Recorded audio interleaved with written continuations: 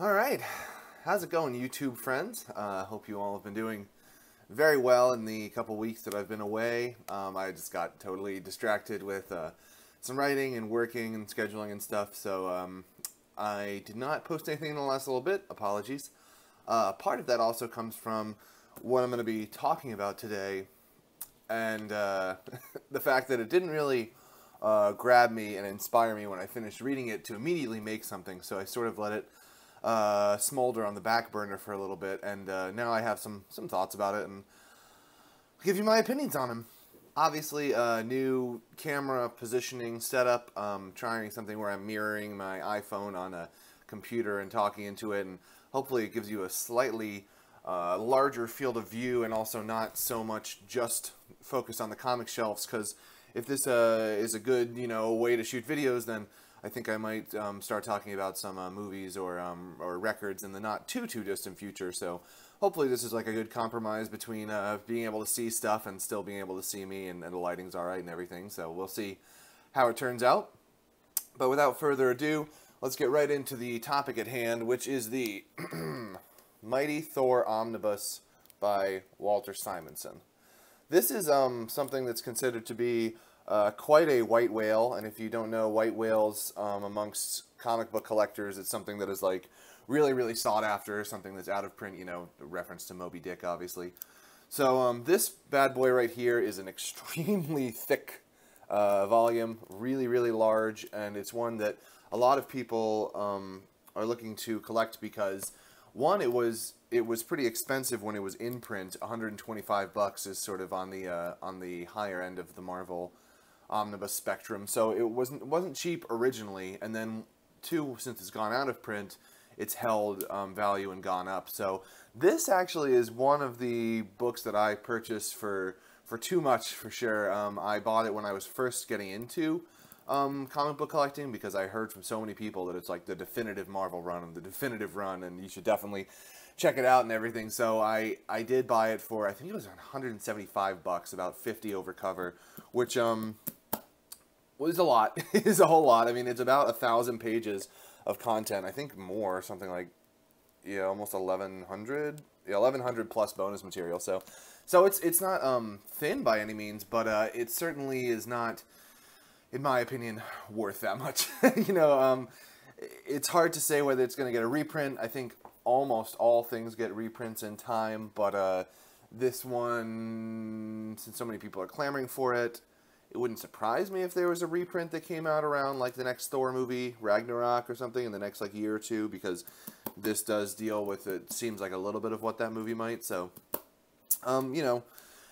if you can get it for a reasonable price, good on you, but I don't think you'll be able to get it for like under 150 or really even around cover for the immediate future. So, but honestly, you're not missing that much in my opinion. I wouldn't spring for it. So let's take a look at the book itself. Like I said, it collects one of the most kind of revered runs on Thor in history, which is the run that Walter Simonson did through the mid-'80s. And as you can see, if we take the dust jacket off, this is an old school style Marvel Omnibus. What I mean by that is that it doesn't use this sort of textured, like, rubberized one, like binding like the new ones do. It has like these kind of really just regular cardboard boards. The spine has the silver on it like it used to, and the spine itself is very thin. I don't know if you can see really, but it's not like, it doesn't have any rigidity to it like some of the newer ones do. It is actually just very thin, and that's fine. I mean, the binding is pretty nice. It's not anything to complain about. It has, like I said, on the front a Simonson cover, which has Balder the Brave and Thor on the Rainbow Bridge from Asgard. A nice Walter Simonson pinup. It has the Mighty Thor, Walt Simonson, and Sal Buscema actually does a lot of work on this as well. And then it has the cover gallery on the back, like all the Marvel Omnis used to. Some of them still do, but most of them are more stylized or series specific now, I feel like. So the book itself, like I said, it's very large. It's very heavy. It's a huge, big book. It opens pretty nicely. I stretched the spine out all nice and everything before reading it, and I had absolutely no problems with any folding over or any tearing or hello. Like it's very very easy to read as long as you have sort of a surface to prop it up against, because you're probably not going to want to hold this bad boy by yourself. So what exactly is in this book, and what does Walt Simonson actually do? Because his name is on it, but he's not, and he is involved in every issue, but most people think of Simonson as a penciler, as an artist, and not so much as a writer, even though he does write a lot of the stuff that he works on, and he has written a number of ongoing series. So it's not like he's an artist who never writes, but most people, when they think of Walter Simonson, think of his pencils and sort of his big old school Jack Kirby, but slightly new school twist on it. So it's kind of like a throwback while also being more action-packed. I don't know how I would describe it. Almost more like 80s to me, it seems like, but that doesn't really make sense. That's not, you know, something that's universal for everybody to say, oh, it looks like the 80s, but it definitely has a more kind of cartoonish or illustration style to it, and a lot more kind of effects and pencils. I'll show you what I mean. So this collects issues 337 through 355, 357 through 369, 371 through 382 of all of Thor, and as well as the mini-series Ball to the Brave numbers 1 through 4. So that entire Thor run, you know, a large chunk of issues, somewhere around like 40 issues, and then the 4 Ball to the Brave mini-series as well. So it's a nice big chunk of stuff. Simonson pencils a lot of it, but not all of it. Sorry, I'm trying to read down and see what he pencils. So up from 337 until 355, Simonson does a lot of the penciling, almost all of it. And then from 357 until about 368, he does that penciling, and then the rest of everything is handled by Sal Buscema. So what I'm saying is the first 2 long extended Thor runs on here are mostly penciled by Simonson, the first 20 issues and then the next 10. And then the final about 15 Thor issues, as well as the Balder the Brave series, are penciled by Sal Buscema. So there's sort of about like a 2/3 split between Simonson and Buscema, who is the younger brother of John Buscema, who is famous for drawing, you know, Conan and different stuff like that. And his stuff is really good. I don't think it's as good as Walter Simonson's in here. So, you know, it's a little bit hit and miss. It definitely feels like towards the end of the omnibus that it's not as exciting to get through. But, you know, I'll talk about that in a sec. What really I came away with, you know, after thinking about this for a week or two after finishing it, is that it's very, very interesting that this is what was going on at Marvel through, you know, let me look at the time period on the table of contents. From 1983 until 1987 is what this book covers. So 4 years, right in the middle of the 1980s. And what's interesting about it is that this is very, very much a Silver Age, I don't know if you want to call it a pastiche or a throwback, but it is 100% rooted in the Stan Lee, Jack Kirby understanding of comics.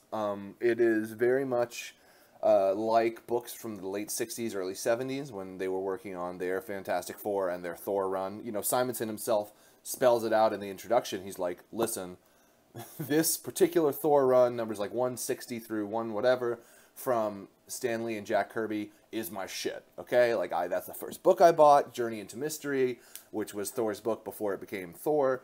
You know, that was what introduced me to comics. That is what kept me reading them. And so for him, that is the sort of the holy grail and the alpha and the omega of Walter Simonson comics, is this time period. And so this is that.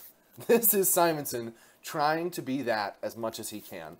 And what I mean by the time period that this came out, when I was talking about 1983 to 1987, is that was a time when a lot of people point to becoming the modern age of comics, right around 1985. You know, you have, I think around 1983 was Ronin, Miller's Ronin, and then 1985 was Watchmen and Dark Knight Returns and Batman Year One, and then up through like 1987, 88, you start getting into like Sandman, the beginnings of Sandman in the late 80s, and Grant Morrison stuff, Animal Man, the Vertigo books that are coming out, Doom Patrol. So, you know, when people look back at this and say, this is one of the defining runs of Marvel, it's funny to me to think that this kind of throwback to something 20 years earlier and something that is is artistically sound for sure, but is not pushing the boundaries in terms of you know, comics content or anything like that, was coming out along the same time as these kind of British writers, you know, Neil Gaiman, Alan Moore, Grant Morrison, like I've talked about, and Frank Miller. These guys were sort of turning comics into what they would be in the modern age. So it's funny when you think of 80s Marvel, you think of maybe like X-Men, you know, the Claremont X-Men stuff, New Mutants, this Thor run, maybe like Todd McFarlane, Spider-Man. I guess that would have been really late 80s. But it all seems to me, and this is just a personal feeling, this is not like an objective judgment call on my part, or, you know, of comics in general. It all seems to me that the Marvel stuff is much more fun to read. It is not as dark. It is not as depressing. It is not as existentially crisised. It is lighter, in my opinion, and much more... it's not very permanent. A lot of these I don't think are really stuff that are like evergreen stories. You know, when you think of somebody getting into comics and you're like, oh, you know, I read comics growing up and it was Superman jumping over buildings in tights. Show me something that's not that. You know, I'm an adult now. I want to read comics that are adult comics. And you usually would point to those creators I was talking about who were working through, you know, DC and Vertigo at that time. So it is sort of hard to reconcile, in my mind, that this is what was going on at Marvel, and this is what people sort of point to as being the main and one of the defining, you know, Thor runs. At the same time that these kind of mini-series and these more focused, you know, complete stories were happening at other publishers that were trying to push the comics boundaries in different ways. It's not, personally for me, it's not, this is not exactly what I love. But, you know, for you, that might be totally different. If you're somebody who grew up on, you know, the Stan Lee, Steve Ditko Spider-Man and the Jack Kirby and Stan Lee Fantastic Four and all that stuff, which I like as well. If you grew up on that stuff, then this, you know, in the 80s, probably scratched quite an itch for you, because it really, you know, while everybody was getting dark and moody and brooding, this still was the high fantasy, high adventure, you know, awesomeness that those guys had cranked out 20 years before. So it's just a different style of storytelling, and it is a much more old school style, you know, right down to the like little editorial blurbs. Like, I'm sure I can't find one at the spur of the moment, but you know, all of these kind of little, like, see last issue, folks, or like 10 issues ago for those keeping track. You know, it very much feels like a heavy-handed comic book. You never get past the sense that you're reading a comic book, I guess. That's what I'm trying to say, is you will always remember that it is a serialized monthly comic book, and you'll never feel like, you know, a Watchmen of the world where it is a sort of a contained 12-part epic story. This feels very much like it is a serialized comic book, you know, which is cool if that's what you're into. And I like it for certain parts, and I dislike it for others. So for me, personally, the likes in this are Simonson's penciling, especially at the beginning of his stuff. Like, I think he does a lot of really, really cool splash pages and two-page spreads. You know, he channels his inner Jack Kirby in an awesome, awesome way. Like, it is, when he's on, he's on. His layouts are super, super cool. You know, the lettering in here, I think John Workman, is it Junior or John Workman? I'm not sure.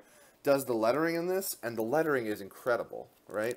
There's so many different effects and stuff like that going on, where Simonson, like, draws these big battle scenes, and then the lettering takes up these huge portions of the scene itself, like with the kind of the sound effects of the battle, where, you know, this guy, Sartor, is striking, just doom, doom, doom, you know, these huge scenes and spreads. They're really, really cool. He totally kills it on these layouts. You know, like I said, he has a tendency to do a lot of these kind of, I don't know what they're called, lasers and reflections and lights and everything is kind of, has a lot of movement and action and stuff to it, like all of these, you know, panels.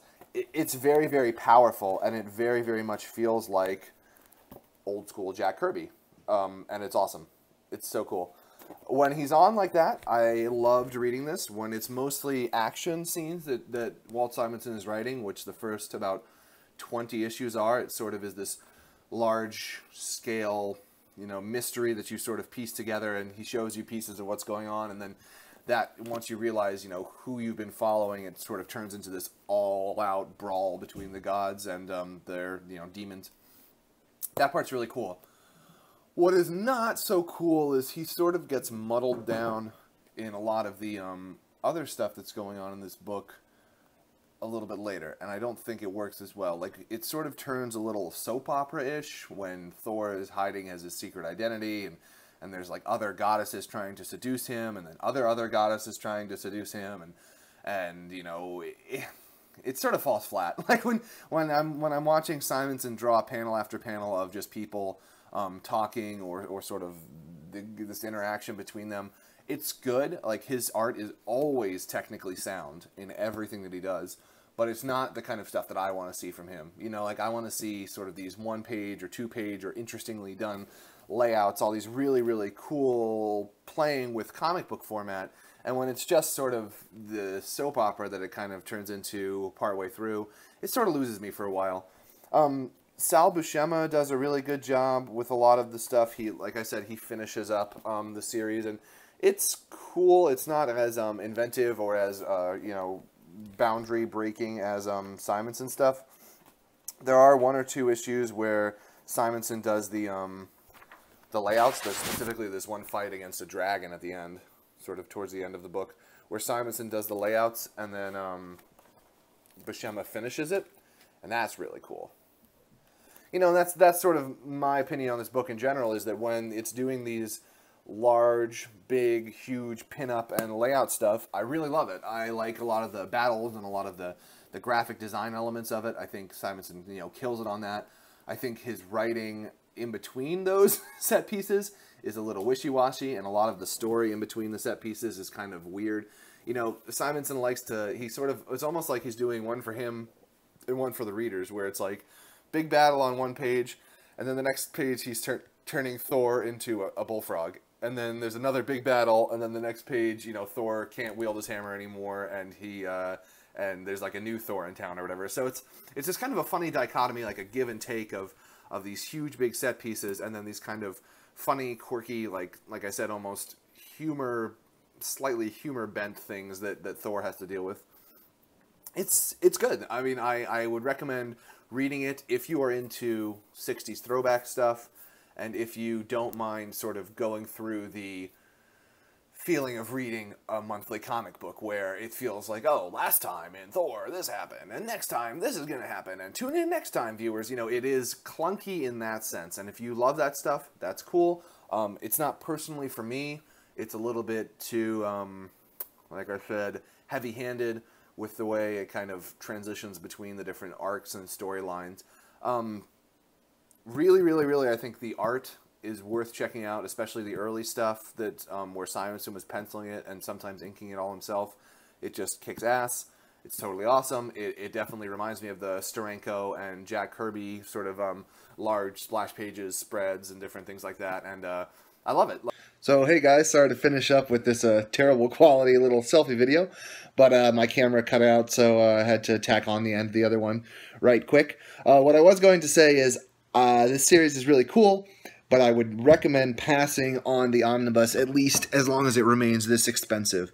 There are a few Walter Simonson Thor Visionary trade paperbacks out there, which collect like the first couple arcs of the story. I would highly recommend seeking those out and picking them up, because you can get basically the best parts of his art and the big battles and everything without really having to pay the premium price for the extra stuff that's in here that might not interest everyone. So what I would do is go pick up a trade paperback or 2 of Simonson's Thor and see if you dig it, and if you dig it, then, you know, maybe grab all those and think about the Omnibus, but the Omnibus is not something that I would jump on right away. I just don't think it really justifies the huge cost for what it is. So yeah, just wanted to tack on this little ending piece, not to leave you guys hanging. So if you enjoyed this video, please give me a thumbs up, or if you disliked it, give me a thumbs down, and leave some comments as to what I could improve. I don't think that this was really the best way to shoot the video. It just ended up being a little more of a pain in the butt than it could have been, so I might change that up a little bit and go back to what it was, or I'm not totally certain, but yeah, I hope you guys enjoyed it. Please subscribe to my channel if you like this kind of content, and also follow me on Tumblr, which I'll have a link down below. I really love, you know, as I said in this video many times, I love comic book art more than almost anything any one part of a comic book, that is. I really tend to focus on the art, so on Tumblr, I try to post and share enough photos and sketches and different things from artists that I really like. So I think it's a cool little resource to sort of pick my brain as to what I really find visually appealing and aesthetically interesting to me. So I hope you guys enjoyed this. I'll be back, I think, in a couple days, midweek, when I have some more days off, with another review, and then we'll keep on trucking from there. Thanks so much. Catch you later.